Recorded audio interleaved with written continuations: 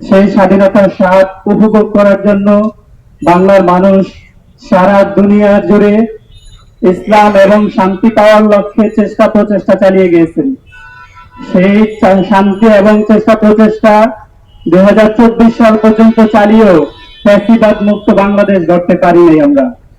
আমরা বুঝেছিলাম 24-এর গণঅভ্যুত্থানের পরে নতুন একটি স্বাধীন সার্বভৌম বাংলাদেশ আমরা পেয়েছি, কিন্তু আমরা দেখতে পাচ্ছি 2024-এর যেই জুলাই অভ্যুত্থান হয়েছে, 2000-এর অধিক ছাত্রদের জীবন দিয়েছে।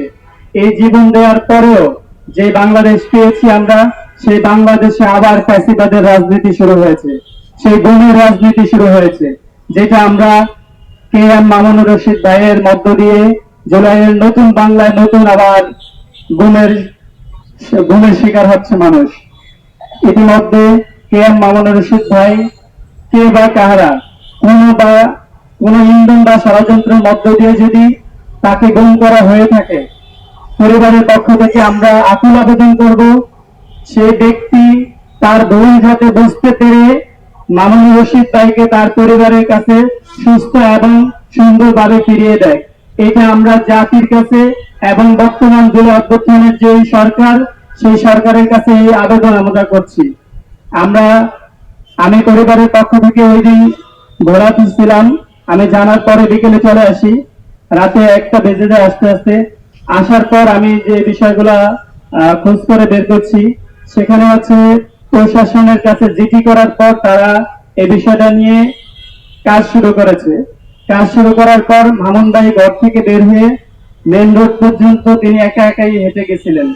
হেঁটে যাওয়ার পরে আমরা সিসিটিভির ফুটেজে যে বিষয়টা দেখতে পাচ্ছি, তিনি মেন রোডের কাছে এসে 10-15 সেকেন্ড একটু ভাবছেন কি করবে, বাকি তিনি হেজিটেশনে পড়ে গেছেন মনে হয়। এরপরে একটা রিক্সা এসে দাঁড়ায়, সেখানে রিক্সাতে তার দুই পাশে দুইজন স্বাভাবিকভাবেই তাকে রিক্সাতে ওঠার জন্য ডাকাডাকি করছে এবং তিনি উঠছেন রিক্সায়। ওঠার পরে সেখানে আর কোনো সিসি ক্যামেরার ফুটেজ দেখা যায় না গাছের আড়ালের কারণে। এরপর মিডিয়া, সাংবাদিক এবং আমাদের যে বিভিন্ন অনলাইন মজুর সাংবাদিক আছে, তারা বিভিন্নভাবে এটা ছড়ানোর চেষ্টা করতেছে, কিন্তু এরপরে যে ওখানে তারা কমিয়ে নিয়ে যাওয়া হচ্ছে কোন দিকে, সেটার জন্য আর কোনো সিসি ক্যামেরার ফুটেজ পাওয়া যায় না। একদিন অপেক্ষার পর 23 তারিখে অপেক্ষা করে 24 তারিখ আবার প্রশাসন এবং ডিবি প্রধান, তারপরে হচ্ছে র্যাব ইত্যাদি ইত্যাদি এরা যাওয়ার পরে আবার ক্যামেরা সিসিটিভির ফুটেজ গুলাকে চাওয়া শুরু করে।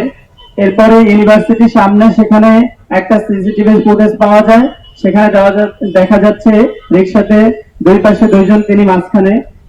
এখানে এসে রিক্সাটা মেন রোডের উপরে ওঠে, মেন রোডের উপর ভার্সিটির সে সামনে মেন রোডের উপরে ওঠে, আর এটাকে ক্যামেরায় দেখা যায় না। আমার প্রশ্ন হচ্ছে, এই পর্যন্ত তো পুলিশের কাছে এই তথ্যগুলো আছে এবং মামুনুর রশিদ ভাই যেই জুলাই অভ্যুত্থানের যে একটা বৈষম্য বিরোধী ছাত্র আন্দোলন, এই ছাত্র আন্দোলনের তিনি যুগ্ম আহ্বায়ক ছিলেন তুরাগ থানার। এই তুরাগ থানার যুগ্ম আহ্বায়ক, এনাদেরকে নিয়ে একটা 45-এর মতো মেম্বার্স নিয়ে একটা গ্রুপ আছে। ওই গ্রুপের ভিতরে এর আগে ওনাকে বিভিন্নভাবে প্রতিপন্ন বা বিভিন্ন হুমকি ধামকি দেওয়ার জন্য অনেক 2-3 জন ব্যক্তি চেষ্টা করছিলেন এনাদের ভিতরে। এবং 21 তারিখে উনি 22 তারিখে গুম হন, 21 তারিখে ওনার অফলাইন নাম্বারে একটা কল আসে, ওই কলে ওনাকে গুম করার একটা হুমকি দেওয়া হয়। এরপরে 22 তারিখে তিনি সকালে নিখোঁজ। আমরা প্রত্যাশা রাখবো, এতগুলা তথ্য প্রশাসনের কাছে আছে এবং ওনাকে যে হুমকি বা যে বিষয়গুলো দেওয়া হয়, এই বিষয়গুলো প্রশাসনকে আমরা দিয়েছি। এরপরেও কেন প্রশাসন এটা সুস্থ তদন্ত এবং পরিবারের কাছে তাকে ফিরিয়ে দিচ্ছে না? বাংলাদেশে মিডিয়া এবং এত শক্তিশালী মিডিয়া থাকা সত্ত্বেও পরিবারের পক্ষ থেকে ওই দিন একটা বিক্ষোভ মিছিলের আয়োজন করে, সেখানেও উল্লেখযোগ্য পরিমাণ কোনো মিডিয়া ছিল না এবং হচ্ছে প্রশাসনেরও কোনো চাপ প্রয়োগ ছাড়া বা প্রশাসনকে বেশি চাপ না দিলে তারা মনে হয় যে কাজ করতেছে না। যদি কাজ করে তাহলে এতগুলো তথ্য থাকা সত্ত্বেও কেন তারা মামুন ভাইকে এখনো খুঁজে বের করে দিচ্ছে না?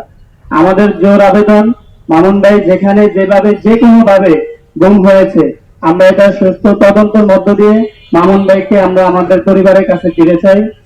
যেন আল্লাহ তাআলা তাকে ফিরিয়ে দেন, এবং সকল মিডিয়া এবং সব বর্তমান উপদেষ্টার কাছে অনুরোধ, গুমের রাজনীতি এবং গুম খুনের এই সমাজ, এই সংস্কার যে বৈষম্য দূর করেছি, এই বৈষম্য যাতে আর বাংলাদেশে তৈরি না হয়